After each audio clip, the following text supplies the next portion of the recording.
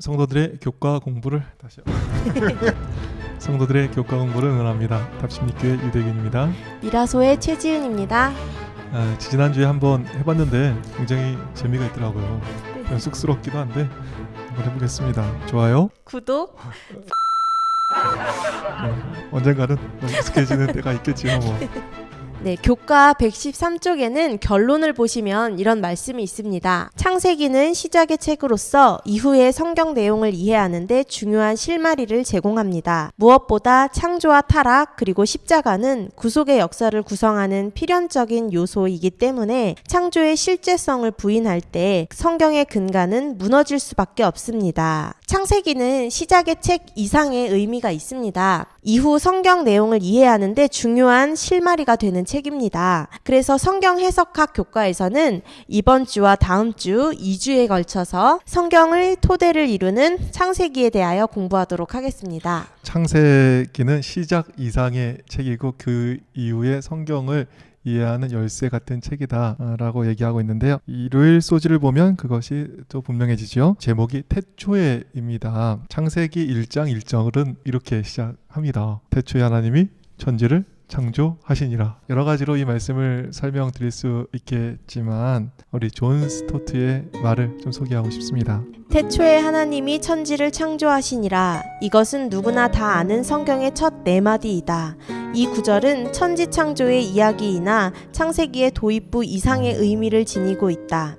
성경 전반을 이해하는 열쇠를 제공해 줄 뿐 아니라 성경의 종교는 하나님이 시작하신 종교임을 말해주는 것이다. 우리는 하나님보다 먼저 행할 수 없다. 결코 하나님보다 앞설 수 없다. 항상 하나님이 먼저 행하신다. 그분은 태초에 거기 계신다. 인간이 생기기 전부터 하나님은 활동하셨다. 인간이 하나님을 찾으려고 하기 전부터 하나님은 인간을 찾으셨다. 성경에서 우리는 하나님이 인간을 찾으시는 것을 보지 인간이 하나님을 찾는 것을 보지 못한다. 많은 사람은 하나님을 먼 곳에 있는 보좌에 편하게 앉아 인간의 필요에는 개의치 않고 무관심하게 동떨어져 있다가 인간의 간청에 못 이겨 행동을 취하는 분으로 상상한다. 그러나 이것은 그릇된 견해이다. 성경에서 보여주는 하나님은 인간이 아직 어둠 속에 묻히고 죄에 빠져 하나님께 돌아갈 생각을 하기도 훨씬 전에 보좌에서 일어나 영광을 버리고 자신을 낮추사 인간을 찾는 하나님이시다. 네, 이와 같이 창세기 1장 1절은 성경의 도입부를 넘어 성경 전반을 이해하는 열쇠를 우리에게 제공하고 있습니다. 여기 보시면 성경은 하나님이 시작하신 종교임을 분명히 하고 있는 것이죠. 우리가 하나님보다 앞설 수 없습니다. 하나님은 항상 우리보다 먼저 행하십니다. 인간이 생기기 전에 하나님은 활동하셨고 태초에 우리 하나님은 천지를 창조하셨습니다. 그리고 하나님께서 먼저 활동하셨다는 것은 또 구속사역을 이해하는 데도 열쇠가 되는 것입니다. 우리가 하나님을 찾으려고 하기 전에 하나님께서는 먼저 우리를 찾아오시는 것입니다. 인간의 간청에 못 이겨서 억지로 움직이는 우리 하나님이 아니라 우리 하나님은 우리가 하나님을 찾을 생각도 하기 훨씬 전에 하늘의 보좌를 버리시고 우리에게 찾아오시는 것입니다. 창세기 1장 1절만 잘 읽어도 성경의 전반을 우리는 이해할 수 있게 되는 것이죠. 아마 목요일 소지에서도 요거를 좀 더 우리가 아마 보충해서 공부할 수 있다고 생각합니다. 그래서 교훈의 말씀은 이렇게 기록하고 있습니다. 창조는 성경 전체의 주요한 토대이며 성경은 이 세상을 만든 분이 하나님이시라는 사실과 그분을 통해 모든 것이 회복되고 완성되리라는 소망을 알려준다. 성경 해석학 시간에 왜 창세기 초반을 연구하나? 이렇게 생각하시는 분도 계시고 저도 그렇게 생각을 했습니다. 그것도 두 과에 걸쳐서 이렇게 하잖아요. 근데 공부를 하다 보니까 성경 해석학 시간에 창세기 초반부를 연구하는 것은 참으로 의미가 있다는 생각을 갖게 됩니다. 창세기를 어떻게 연구냐에 따라서 그 뒤에 다른 책에 또 구원의 교리에 많은 영향을 주는 것을 오늘 배우고 있습니다. 네, 일요일 소지에 보시면 제목이 창조의 하루입니다. 창세기 1장 5절의 말씀을 보시겠습니다. 하나님이 빛을 낮이라 부르시고 어둠을 밤이라 부르시니라. 저녁이 되고 아침이 되니 이는 첫째 날이니라. 저녁이 되고 아침이 되어 첫째 날이 되었습니다. 이날은 몇 시간이었을까요? 네. 맞습니다. 24시간입니다. 네. 이 하루를 24시간, 24시간이 아닌 몇천 년 또는 몇만 년으로 보는 사람들이 있습니다. 그런 교회가 어디 있어 하시는 분들도 계시겠는데 여호와의 증인들이 창조의 하루를 24시간이 아니라 창조의 하루는 7,000년의 시간이다 라고 이렇게 이야기를 하고 있습니다. 그래서 6일 동안의 창조가 되었으니까 7,000년에다가 6을 곱하면 42,000년이 네. 물어보실 줄 깜짝 놀랐어요. 네. 여호와의 증인들은 네. 지구가 42,000년 동안 창조되었다 이렇게 이야기를 하고 있는 것입니다. 네. 그리고 안식일인 하루를 7,000년으로 해석을 해서 창조 이후에 7,000년 동안은 매일매일이 안식일이란 주장을 하고 있습니다. 이와 같이 창조에서 하루의 의미가 바뀌어질 때 우리가 지키는 안식일의 의미도 이렇게 달라지게 되는 것입니다.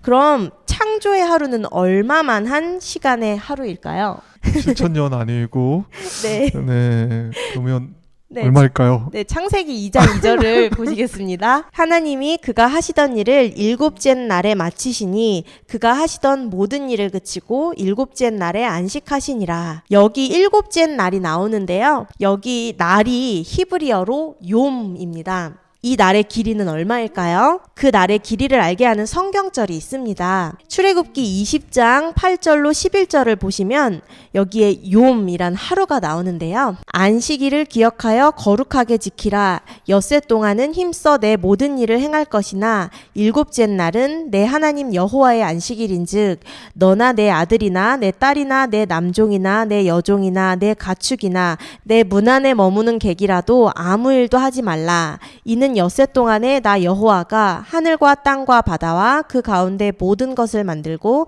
일곱째 날에 쉬었음이라. 그러므로 나 여호와가 안식일을 복되게 하여 그날을 거룩하게 하였느니라. 여기 창세기에 쓰였던 안식일의 하루와 똑같은 하루의 뜻을 가진 욤이 등장합니다. 욤은 얼마의 시간이지요? 네.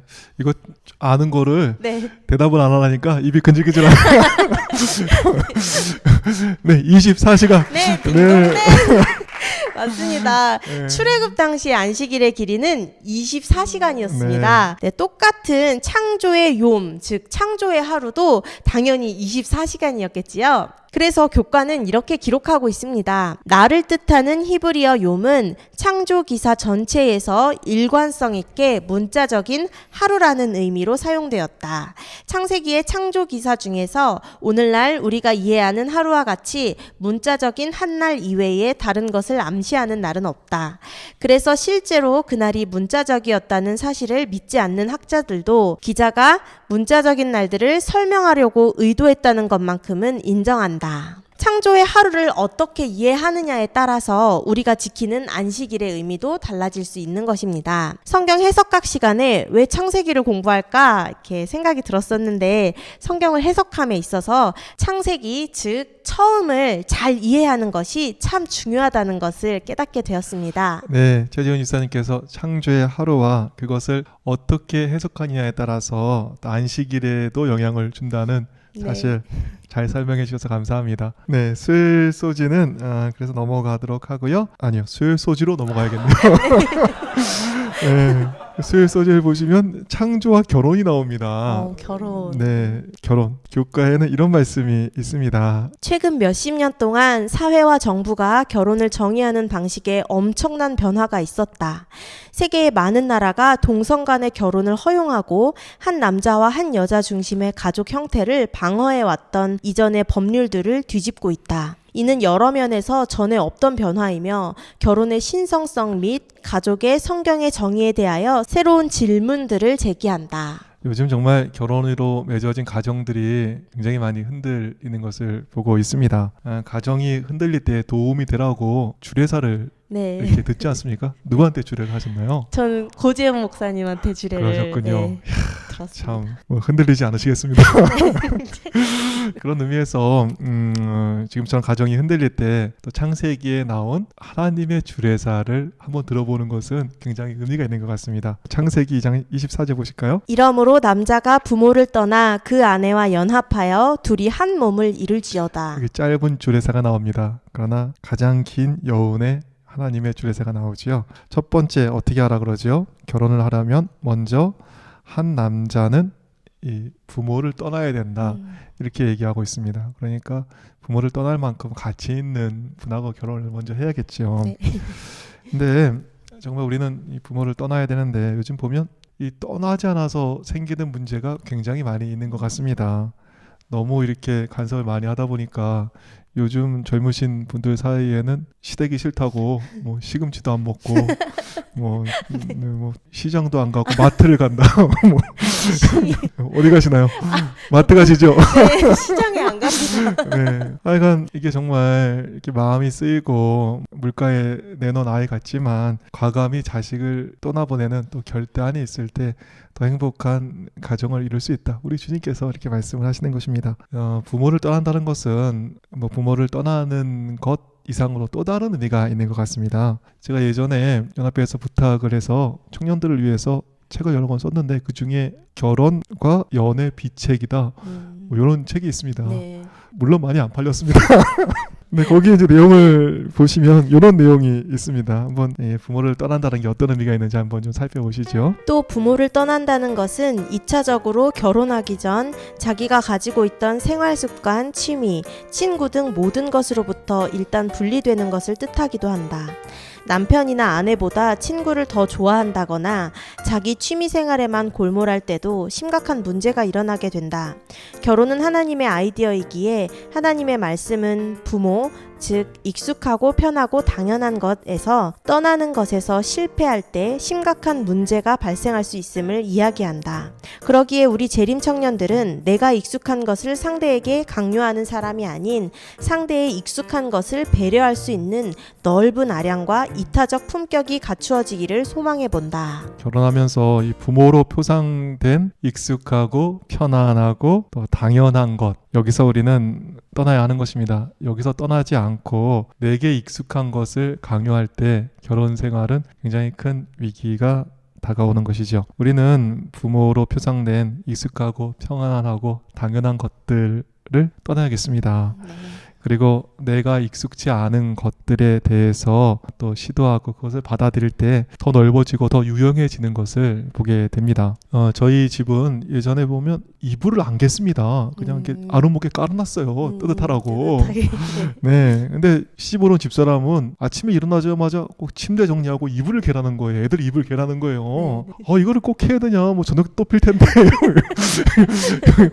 이런 생각을 해가지고 뭐 10년간 이거 갖고 이제 옥신각신했습니다. 그리고 10년이 넘어서 제가 좀 순종하는 마음으로 네, 이불을 개줬습니다. 근데 어떻게 됐을까요? 제가 이렇게 책을 하나 좀 소개하고 싶은데요. 책 제목이 침대부터 정리하라입니다.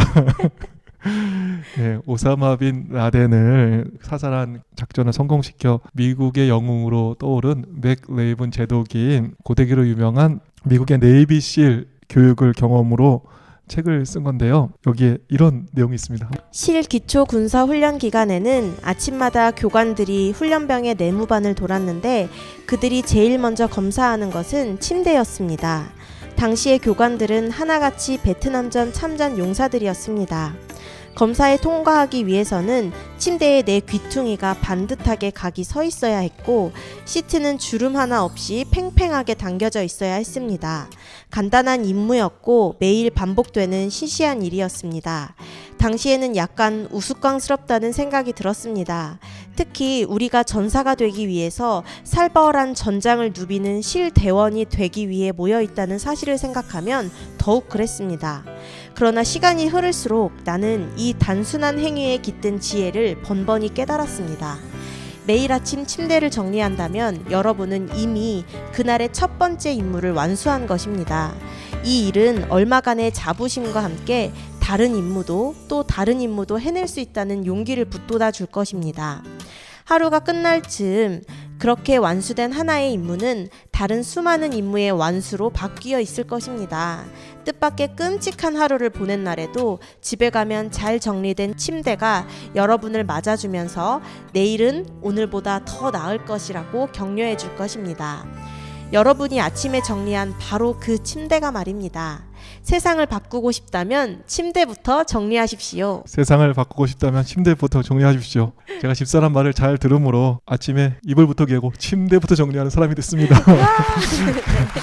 네, 제게 익숙한 정말 부모로 포상된 편안하고 하기 쉬운 당연한 것들 가운데서 떠나서 오히려 좀 새로운 것을 하니까 오히려 더 좋은 사람이 되고 어떻게 보면 넓어지는 그러한 제 모습을 보게 되는 것이죠. 주님 말씀하십니다. 이러므로 남자가 부모를 떠나 그 아내와 연합하여 둘이 한 몸을 이룰지로다. 내게 익숙한 것을 상대에게 강요하는 사람이 아니라 상대의 익숙한 것을 받아들일 수 있는 아량의 사람 되어서 더 넓어지고 더 유용해지는 우리 모두가 되기를 간절히 바라겠습니다. 네, 하나님께서는 주례사를 통해서 부모를 떠남과 동시에 아내와 연합하라고 말씀하십니다. 연합이라는 말은 영어로 cleave, 발음이 정말 너무 좋으시네요.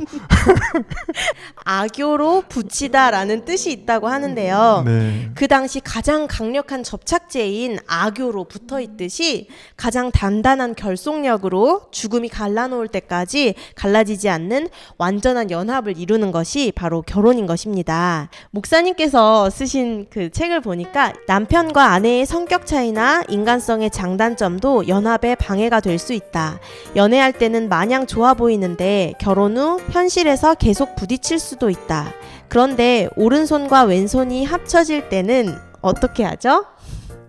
손가락 끝과 손가락 끝이 합쳐질 때는 쉽게 떨어지지만 오른손 손가락이 왼손 골짜기에, 왼손 손가락이 오른손 골짜기에 꽉 끼어 깍지가 끼어질 때 오히려 단단히 맞붙어 있게 된다. 손가락 끝에 두드러진 부분은 장점이고 골짜기에 들어간 부분은 약점이 된다.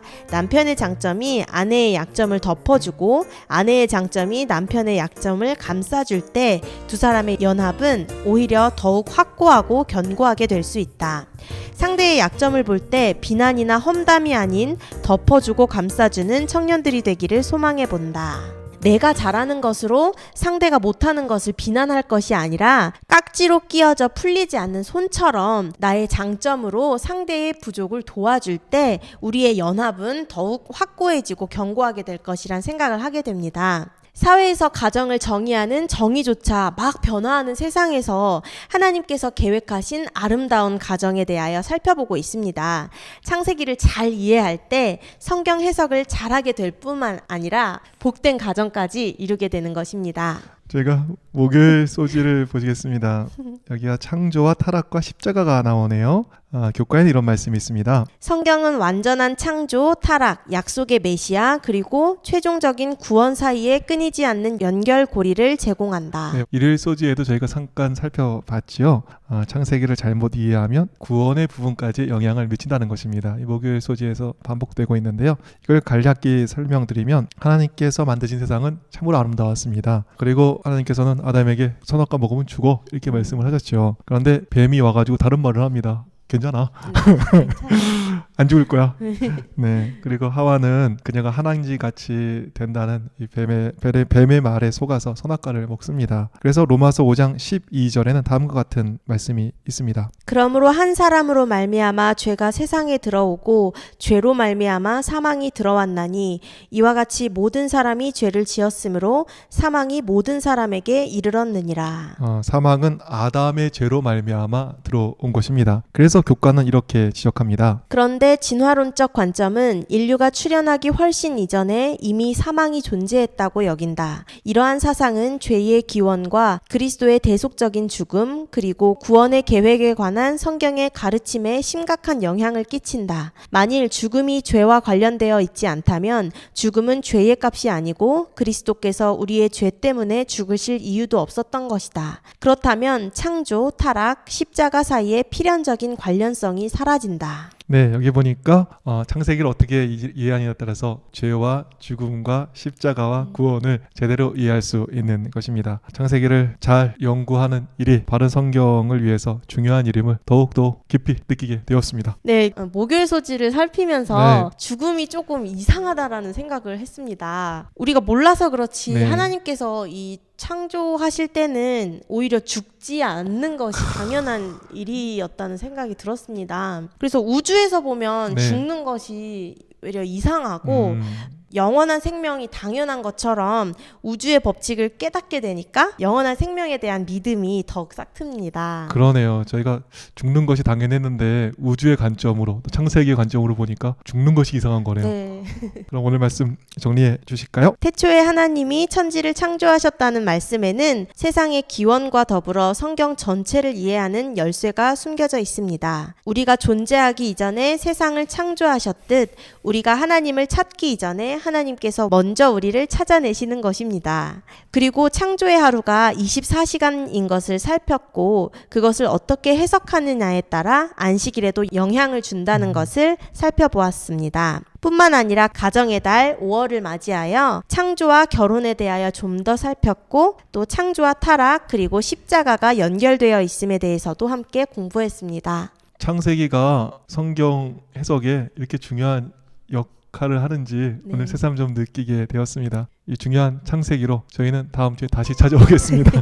2편 성경의 토대를 이루는 창세기 2 다시 찾아오겠습니다. 그때까지 우리 싸우지 않고 상대를 잘 배려하는 우리 더 행복한 가정 그리고 가정의 달 5월을 보내시는 모든 성도들 되시기를 바라겠습니다. 안녕히 계세요. 안녕히 계십시오. 제가 이렇게 이거 책을 제가 쓴 걸 보니까 네. 안 팔린 이유를 알 것 같아요. 모션이 돌아가야 이게 들어가야지만 이해가 되게 썼으니 이게 야, 네. 제가